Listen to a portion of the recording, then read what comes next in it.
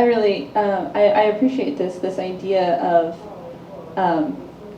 how much you value clarity in your communication, and how much you rely on that for your own personal sense of like direction and safety. And to get there, you ask a lot of questions. So how has that been good and bad? And I'm going to ask all of these questions to you too, but I just want to like touch on this real quick as a follow-up. Thank you for making the agreement just now. Yes. Yeah. I got clear on where we were going. I like the plan. I think asking questions is obviously a really good thing. To be informed. I mean, I think we just moved here a year ago, and so talking to professionals, plumbers, electricians, I mean, all these people, this is not my area of expertise, and so you can get taken for a ride. And I think when you ask questions, then you just get a better idea of who you're dealing with and what you're dealing with. And just totally in life, like a lot of the choices I've made I've chosen better because I ask a lot of questions, or I investigate, even if I'm not asking verbally.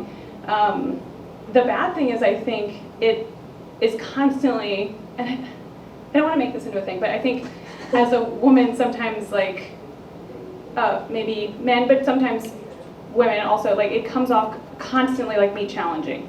And so I was just at the doctor, and she's saying, I said, what about this? And she's like, blah, blah, blah. And I'm like, why? And then she's kind of like, well, and I was like, well, but tell me the reason behind, like what interaction is this and that? And I had to just say to her, I said, I'm not challenging you. I need to know just for my own edification. Maybe I don't need to ask this question next time. And so I think constantly coming off as challenging people is off-putting to a lot of people, especially insecure people, but also secure people. People are just annoyed by me sometimes. And so it's like really unfortunate, because I'm like, bitch, it's not about you. It's about just me needing this thing. And so, but it could be a blessing. But it's more about me getting over my own ego and being like, I'm gonna be a dick, and like that's fine, and like I don't give a shit what they think, which is hard because I care very much what people think, but I have to know. So yeah. All right. So the same kind of question about this kind of clarity and agreement and like asking questions, and what is that like for you? Yeah. So it's interesting. I ask questions when it's high stake.